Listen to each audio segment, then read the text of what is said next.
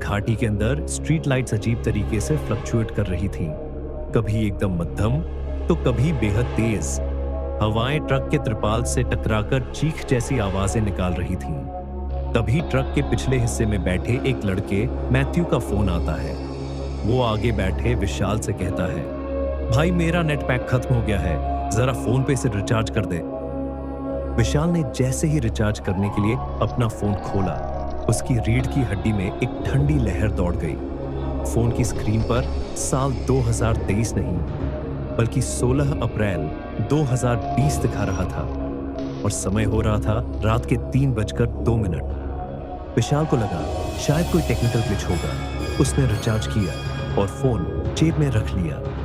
वो नहीं जानता था कि वे लोग सिर्फ एक सड़क पर नहीं बल्कि समय के एक जादुई और खौफनाक भंवर में कदम रख चुके थे। तभी हेडलाइट की रोशनी में करीब 100 मीटर दूर सड़क के किनारे एक औरत खड़ी दिखाई दी। हाथ में झोला लिए वो ट्रक को रोकने का इशारा कर रही थी। ड्राइवर ने इंसानियत के नाते झारखंड का धनबाद शहर, जिसे लोग अक्सर कोयले की राजधानी या वासेपुर के नाम से जानते हैं, इसी शहर का एक बहुत ही मशहूर डीजे बैंड है, सार्जन डीजे। अप्रैल 2023 का महीना था। शादियों का सीजन यानी लगन का समय चल रहा था। हर तरफ खुशियों का माहौल था, लेकिन सार्जन डीजे की टीम में काम करने वाले विशाल प्रजापति और उनके साथियों को भनक तक नहीं थी कि यह लगन उनके जीवन की सबसे खौफनाक रात लेकर आने वाला है। रांची के डांगरा चौक पर पूरी रात बारातियों को अपनी धुनों पर नचाने के बाद विशाल की टीम सुबह सुबह पैकअप कर रही थी। तभी मालिक का फोन आता है, जमशेदपुर वाली पिकअप वैन खराब हो गई है, तुम लोग अपना ट्रक लेकर सीधे जमशेदपुर जाओ, वहां का सामान लॉट करो और फिर धनबाद वापस आना। रांची से जमशेदपुर की दूरी महज 130 किलोमीटर। टीम ने खाना खाया, आराम किया और शाम के ठीक 7 बजे ट्रक जमशेदपुर के लिए रवाना हुआ। ड्राइवर पहले इस रूट पर चल चुका था, लेकिन सिर्फ दिन में। उसे पता था कि आगे रास्ते में पड़ने वाली तैमारा घाटी रात के वक्त कितनी बदनाम है। उसने मालिक को अपनी चिंता बताई, पर मालिक ने हंसकर टाल दिया। अरे तुम लोग 9 से 10 लड़के हो साथ में, किस बात का डर? भगवान का नाम लो और निकलो। अभी रांची से सिर्फ 10 किलोमीटर दूर नामकुम ही पहुंचे थे कि अचानक एक तेज आवाज हुई। ट्रक का अगला टायर पंक्चर हो चुका था।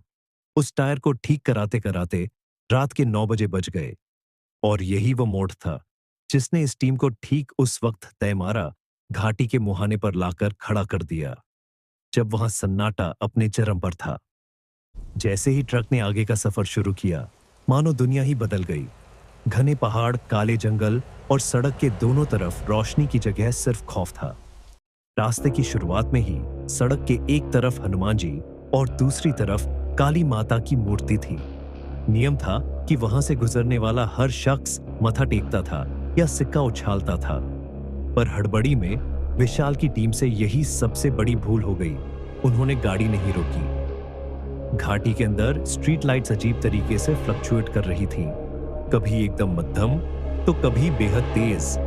हवाएं ट्रक के त्रिपाल से टकराकर चीख जैसी आवाजें निकाल रही थीं। तभी ट्रक के पिछले हिस्से में बैठे एक लड़के मैथ्यू का फोन आता है। वो आगे बैठे विशाल से कहता है, भाई मेरा नेट पैक खत्म हो गया है, जरा फोन पे से रिचार्ज कर दे। विशाल ने जैसे ही रिचार्ज करने के लिए अपना फोन खोला, उसकी रीढ़ की हड्डी में एक ठंडी लहर दौड़ गई। फोन की स्क्रीन पर साल 2023 नहीं बल्कि 16 अप्रैल 2020 दिखा रहा था और समय हो रहा था रात के 3:02। विशाल को लगा शायद कोई टेक्निकल ग्लिच होगा। उसने रिचार्ज किया और फोन जेब में रख लिया। वो नहीं जानता था कि वे लोग सिर्फ एक सड़क पर नहीं बल्कि समय के एक जादुई और खौफनाक भंवर में कदम रख चुके थे।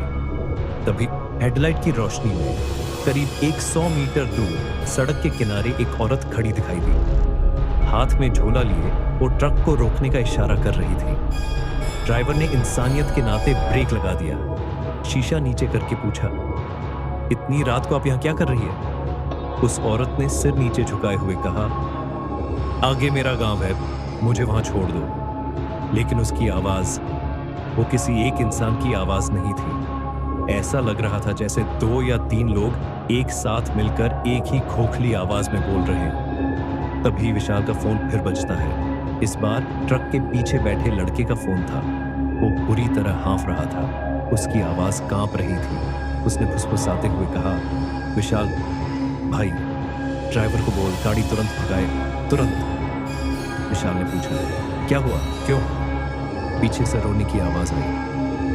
भाई, मैंने त्रिपाल हटाकर देखा। जिस औरत से तुम लोग बात कर रहे हो उसके घुटने के नीचे पैर ही नहीं है, वो हवा में लटक रही है। ये सुनते ही ड्राइवर के होश उड़ गए। उसने साइड मिरर में देखा। सचमुच उस औरत का निचला हिस्सा हवा में था। उसने तुरंत शीशा चढ़ाया और एक्सीलेटर पर पूरा पैर रख दिया। ट्रक 70 की स्पीड से घाटी में भागने लगा। सारे लड़के डर से कांप रहे थे, लेकिन तैमारा घाटी उन्हें इतनी आसानी से छोड़ने वाली नहीं थी। अभी ट्रक 100 मीटर ही आगे गया था कि वही औरत इस बार एक बच्चे का हाथ पकड़े बिल्कुल ट्रक के सामने आ गई। ड्राइवर ने पूरी ताकत से ब्रेक मारा।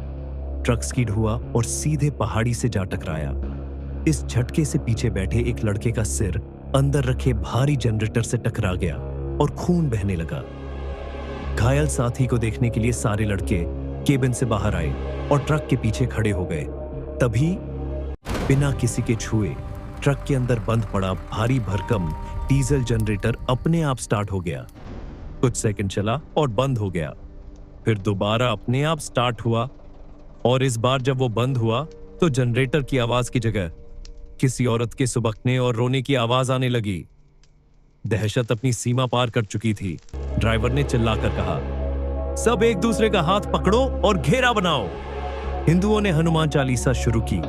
ईसाई साथियों ने अपनी प्रार्थनाएं। जैसे जैसे हनुमान चालीसा की गूंज बढ़ी, उस अदृश्य साय के रोने की आवाज भी तेज होती गई, मानो उसे तकलीफ हो रही हो। जैसे ही चालीसा खत्म हुई, वो आवाज हमेशा के लिए शांत हो गई। वे लोग किसी तरह वहां से भागे और 8 किलोमीटर दूर कुंडू के एक लाइन होटल पर जाकर दम लिया। ये कहानी आपको कैसी लगी? क्या सच में तैमारा घाटी में कोई अनदेखी ताकत भटकती है, या ये सिर्फ एक डरावना संयोग था? कमेंट करके अपनी राय जरूर बताइए और ऐसी ही रियल हॉरर स्टोरी सुनने के लिए चैनल को सब्सक्राइब करना मत भूलिए। अगर आपके साथ भी कोई डरावनी या अनसुलझी घटना हुई है तो मुझे इंस्टाग्राम पर डीएम कर सकते हैं। हो सकता है अगली कहानी आपकी हो।